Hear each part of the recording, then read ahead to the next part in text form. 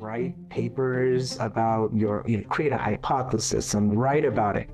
But action, right, is so essential to education. It's not enough to just teach the history or have students engaged in writing and really critical thought, but actually engaging in that. And so I started to focus on, so we started taking trips.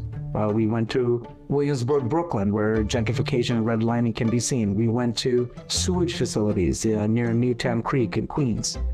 And even their own neighborhood, students started taking a look at the cultural landscape and the physical landscape of their neighborhoods, how it was built, what kind of stores they have, what kind of, where the lack of supermarkets, right? Or where the garbage dumps are, how often the garbage is picked up. So we started really analyzing that, taking that data, and then seeing what we could do about it.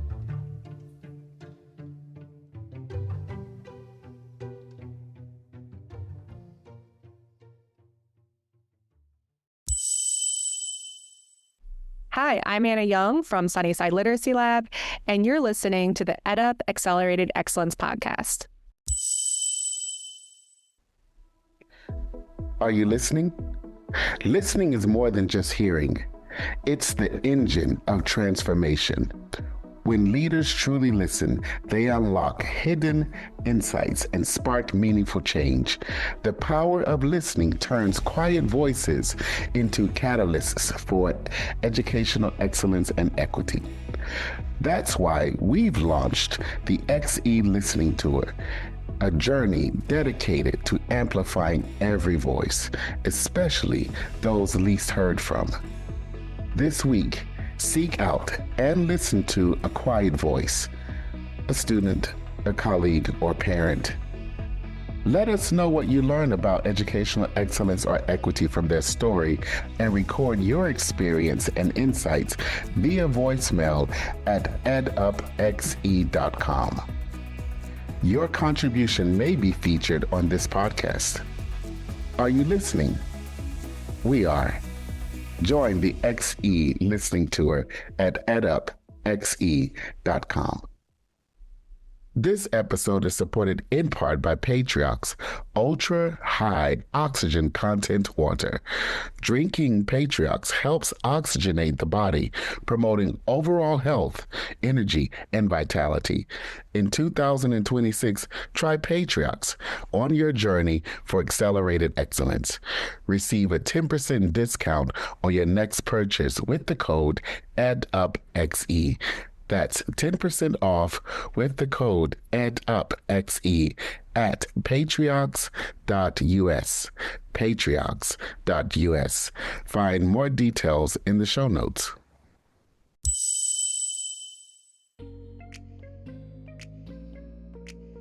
Welcome to EdUp Accelerated Excellence, the podcast for the advancement of educational excellence and equity.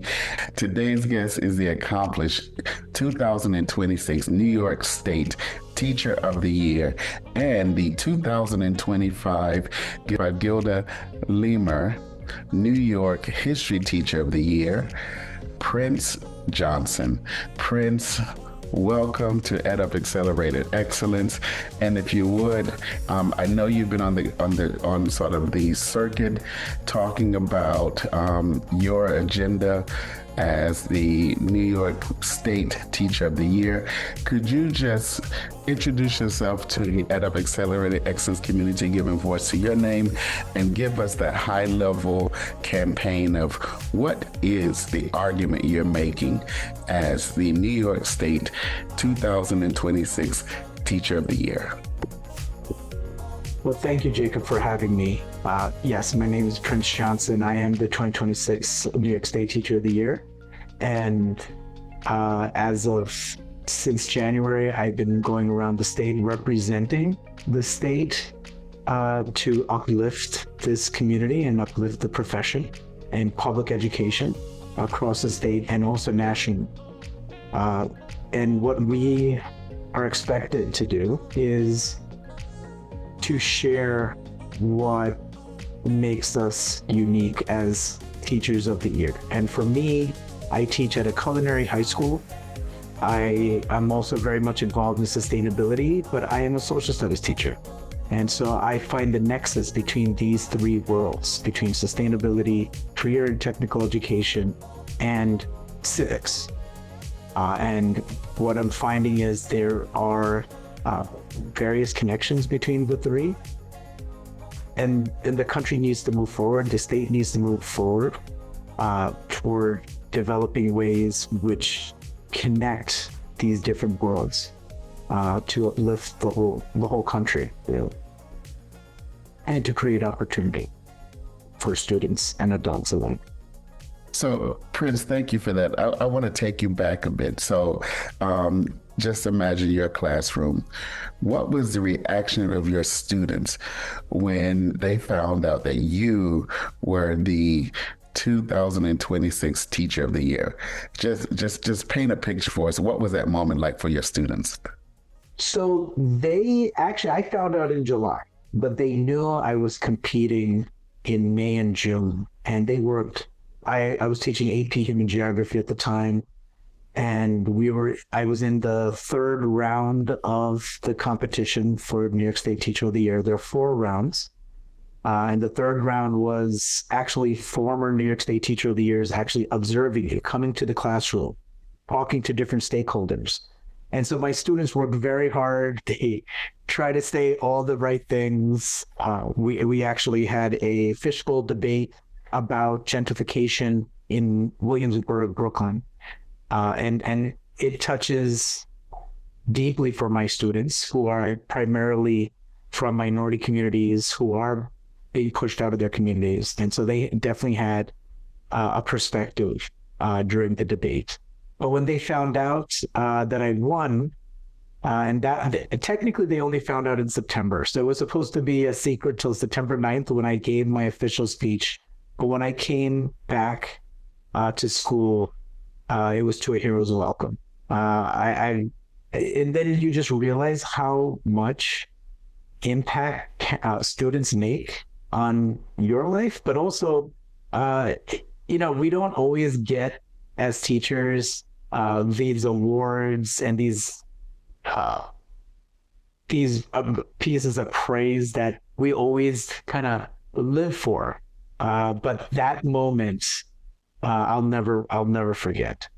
Just classes and classes of students just really being happy for me, and it hasn't stopped, right? Every time these kids, and I don't have the same students that I taught last year now, but every time I see them and anybody from my school, they're just really, just really supportive, and it just tells the unique relationship teachers have on students, and vice versa.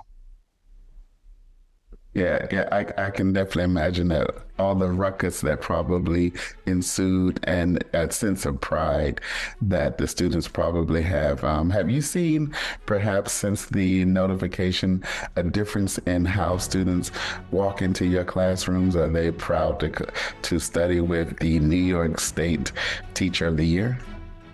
I'd say so. I think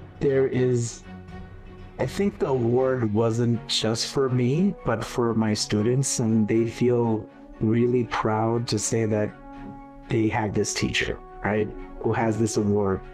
Parents, during parent-teacher conference, our first one brought it up to me multiple times. They're just really happy for me and that their child is in my class. So it's truly special for the whole school community. It really is. Whether the kids have me or not. Indeed. I'm so glad that the parents got in on some of that joy. So, Prince, let's go back a bit. You and I had the fortunate opportunity to meet at a state conference, but since then we've had a few conversations, and I knew I had to get you on the show. So this is also a first for you. This is your first podcast ever. Yay! So excited that you have entrusted EdUp Accelerated Excellence. But you talked about you had some struggles as a young learner. Do you mind sharing that story with us of your struggles and how those struggles have impacted you as an educator today? Yeah, sure. So my family is a family of immigrants from India. They came to this country for opportunities, and in a lot of ways, I feel I see this pattern often. Many immigrant parents trust the educational system to take care of their child, right? They're coming to this space where it's different than the educational system that we have, at least in India, and so they trust the teachers and administrators wholeheartedly. And for years, I really struggled in class. I did not enjoy being in school. I always shied away from being the center of attention because I really didn't understand what was going on. And then around sixth grade, I had this fantastic teacher, my favorite teacher of all time, Miss Alexander from Hillside Grade School in New Hyde Park. And she just sat down with me one day and just really had a one-to-one conversation, a heart-to-heart. And, obviously she noticed, and that was hard for me because I was the one trying to hide, all the time, and she wouldn't let me. And she really got to know me. And she realized I had a learning difficulties, and so she ended up getting intervention for me, with my speech, with my writing, with my various learning disabilities. And I started really blossoming and enjoying school. And from that point on, I realized how important teachers are. And I still truly, it's like I have to keep the emotion down. But every time I've said this story a few times, obviously, but every time I talk about Miss Alexander, it still brings emotion to my throat and my voice, because she really did make an impact in my life. So listen, shout out to Miss Alexander if you're listening to this. Thank you for this remarkable moment in which a student, now Teacher of the Year, can look back and say, I felt seen, and how powerful that is, not only for Prince, but for any student. So Prince, when did teaching become the dream? So what were those conditions? Well, that's interesting. So it wasn't a right away kind of situation for me. So within my community, I think my parents really pushed me toward a different path. And so that's the path I went. So I ended up going to Stony Brook University as a pre-med focus. I was taking a lot of science and math courses. But my love was always history. But that really didn't seem like a reality. And I didn't want to disappoint my parents. However, eventually, I did have, my best friend was my roommate, and his name is Sergeant James. He's actually a New York City teacher, also social studies.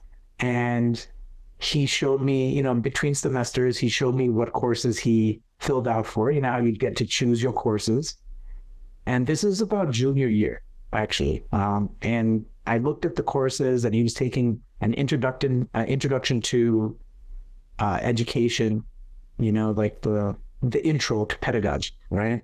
And also all these history courses. I said to him, man, I wish I could take these courses. Yeah, they sound so much fun, and so fun. And he said, why don't you? And he knew my background, and I told him, you know why? But at that moment, it was the aha moment, right? It was that moment really was a turn. And actually, I got to go back to Stony Brook and go to the exact location in the library where that happened. Yeah, it's Stony Brook Library. So this huge, massive library. It was on the first floor in a passing area.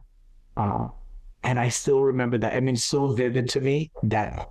And then I filled out the exact courses he had. We took all the courses together. I really enjoyed it. And I ended up teaching a lesson. We had to teach a lesson in that intro course. And oh my God, the way the other students reacted to my lesson, like literally applause at the end. And at that point, I knew I could do this. I didn't know what I was getting myself into at that point, but right. I thought, you know what? Maybe this was God's calling for me. Maybe this was my calling to follow this path. And in India, I have some great uncles who were headmasters, you call them. It's like the British system. Right. So we have headmasters. So it is in my, you could say, my blood to be. Even though everybody in my family here are in the health professions, there's not one person outside the health professions except me. So I'm kind of like I am the black sheep. So it only took about 26 years for my parents to kind of accept after this award that I am a teacher, and and it's okay. It's okay to be a teacher. Well, that's a very strong commentary. Imagine here's your passion, but you're being directed socially, even on this case, Right. family. But we often see that we also see that often cases with sort of larger social norms, whether it be a matter of which professions either are likely to yield more income or community status, so on and so forth. But there's nothing better than finding, as you mentioned, your passion and being able to live out your dream every day, to have a positive impact on students in this case, but also to get paid for it. Yes. And kudos, I'm glad that now the validation has come It's true. from your familial community. So you're teaching history in a career and technical school. How do you find the way to, as you mentioned earlier, bridge the intersection between civics, CTE, and sustainability through history? Right. Yeah. So originally, for years, I taught thinking, history is the most important subject. This is my class. And I think most of us think whatever we're teaching is the most important subject, right? And obviously, I think history is really important for students to understand civics and to be engaged in their community. And I taught like that, even when I ended up at Food and Finance High School, and I was there realizing that I was in a silo. Everybody's in this silo. We're all teaching separately. And I remember hearing this quote, why be a star when you can be a constellation, right? Why be a star when you can be a constellation? And that's just a thought about working with others. Like we have all these great teachers working separately, but if we actually engage with each other, we'll get more done, and the education would be more enriching for our students and more engaging, right? And I realize not every kid loves history coming into my class. Maybe I'm hoping that afterwards they love it, but they came to our school because they love cuisine, they love to cook, they love to bake. And I realized, why fight against it? Why go against the stream? Why not learn what's going on in the kitchens? And so I went into the kitchens. I started observing the chefs and the bake instructors. And we have some rock star chef instructors. And going into those spaces, I saw the same kids who were struggling in my class really being leaders and being on top of the game in the kitchens. And it really gave me a better outlook on children. And one of the things I do believe in is that you really need to get to know your students first, get to know their likes and dislikes, who they are, their family, before you can actually engage in teaching. You need to get to know them. And so I got to know them in the kitchen, and then I started to create projects that integrated culinary with history. So if I'm teaching about India, we're making butter chicken in the kitchen, right? If we're learning about the French Revolution, well, it's going to be a lot of mother sauces and croissants, right? And the kids started really engaging, coming into my classroom. They were, they wanted to understand the history part of it. Then what I started to realize is that our students are facing, and the city, and I think the country is facing a lot of issues that have been built historically into our country. A lot of people call it environmental racism, where most of us know about redlining, right? Back in the 40s and 50s, communities were marked out by banks, and certain areas weren't giving out loans, some were. But those same areas, if you overlay the redlined areas with the areas that have garbage dumps, where garbage trucks and sewage treatment facilities are placed, they almost always are placed in these formerly redlined areas. And so even though the practice of redlining is gone, the legacy is still there. And so if you could drive through the Bronx, right? I-95, we got Asthma Alley. I mean, literally that highway cut right through communities of color, destroyed and divided communities. But that's one legacy. But the second legacy is there's high rates of asthma, and longevity numbers are lower for anybody who lives around that area. And that's true across the state. You can go to Rochester, Buffalo, Albany, and you can go across the country. I mean, this is the legacy that many communities of color are still living. And so I wanted to understand what I can do. I don't like the idea that, I'm just teaching this course, and we can even write papers about create a hypothesis and write about it. But action, right, is so essential to education. It's not enough to just teach the history or have students engaged in writing and really critical thought, but actually engaging in that. And so I started to focus on, so we started taking trips. We went to Williamsburg, Brooklyn, where gentrification and redlining can be seen. We went to sewage facilities near Newtown Creek in Queens. And even their own neighborhoods, students started taking a look at the cultural landscape and the physical landscape of their neighborhoods, how it was built, what kind of stores they have, what kind of where the lack of supermarkets, right? Or where the garbage dumps are, how often the garbage is picked up. So we started really analyzing that, taking that data, and then seeing what we could do about it. And one of the things I realized is a lot of the garbage we waste, even in our kitchens, I teach at a culinary school, so we throw away food. We throw away ends and butts, right, of that we don't use in the kitchen. And then in the actual cafeteria, a lot of food is wasted. And that food is ending up in garbage, that's picked up in garbage trucks that are driving through and eventually parking in communities of color.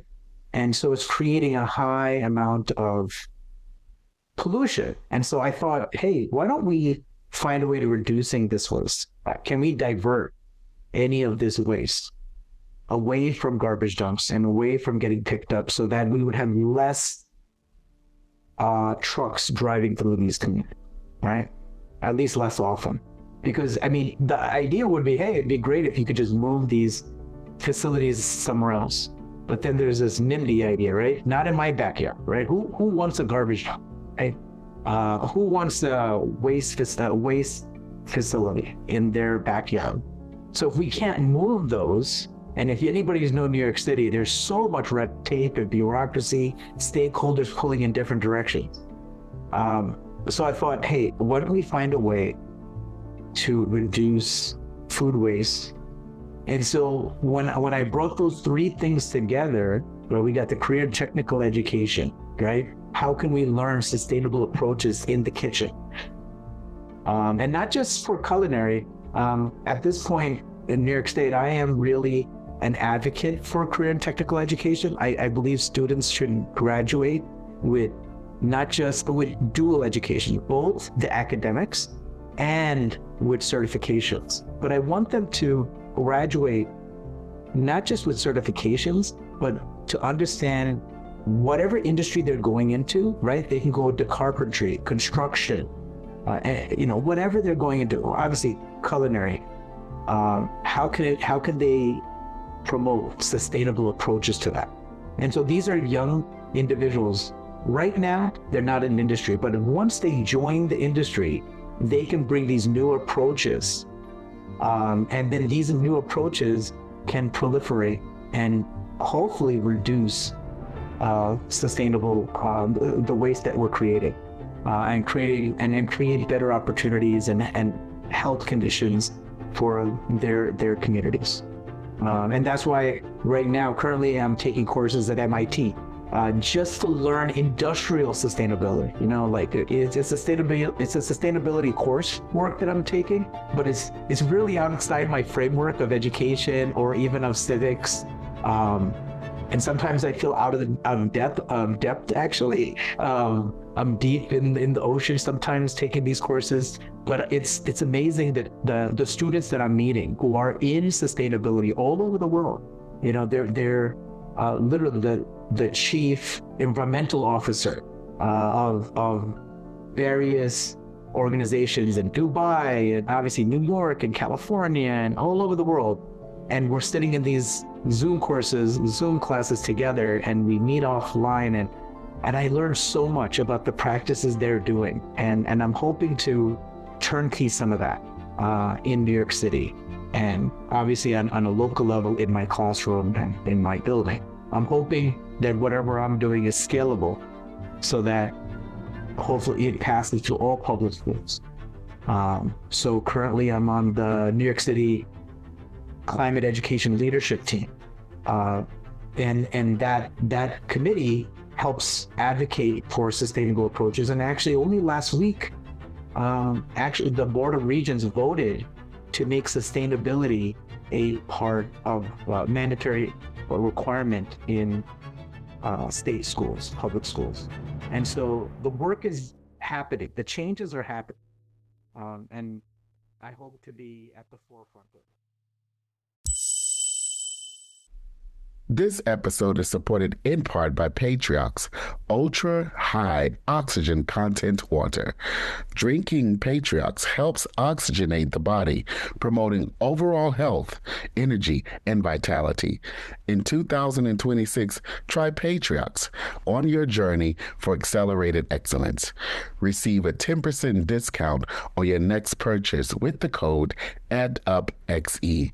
That's 10% off with the code EDUPXE at patriox.us. Patriox.us. Find more details in the show notes.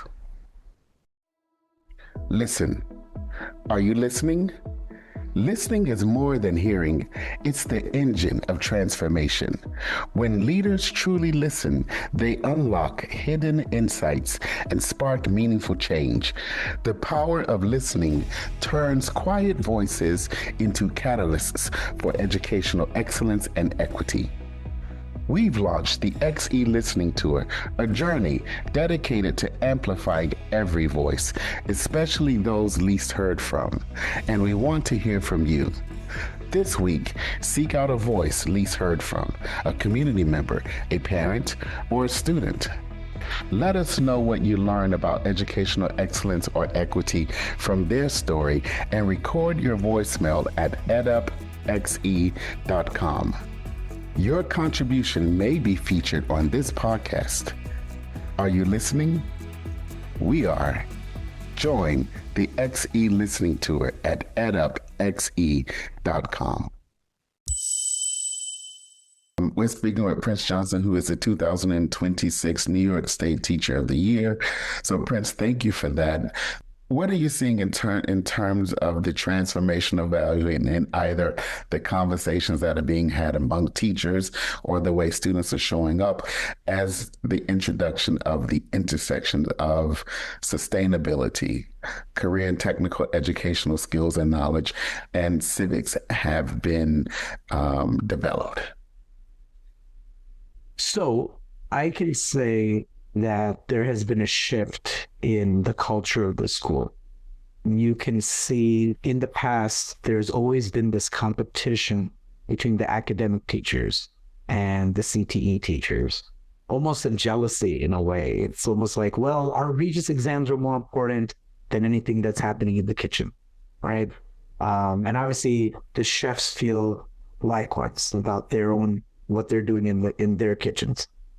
But I feel that there is getting much more, and I'm not alone in this. I'm not taking full credit for all of this. There are many academic teachers in my school who have crossed paths, right? And this is something that I found actually at MIT. One of the things I learned is that a systems approach, right? If you just focus on one thing, it isn't enough.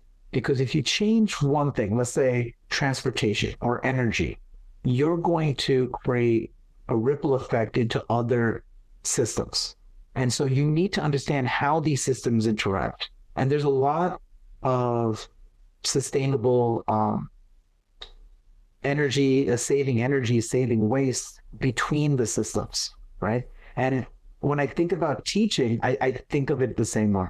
You know, if I teach in this silo and I have the chefs teach in the same way, there's a missing opportunity right in the middle. And so students now are much more engaged, at least I can say in my classroom, and the teachers that are doing this, the academic teachers. I mean, there's a lot of pressure on academic teachers to teach toward exams, right? To get certain scores. And, you know, obviously those are important, right? But we're missing out on the opportunity to fully engage the student, to fully make students want to come to school, right? And to enjoy each and every one of their courses.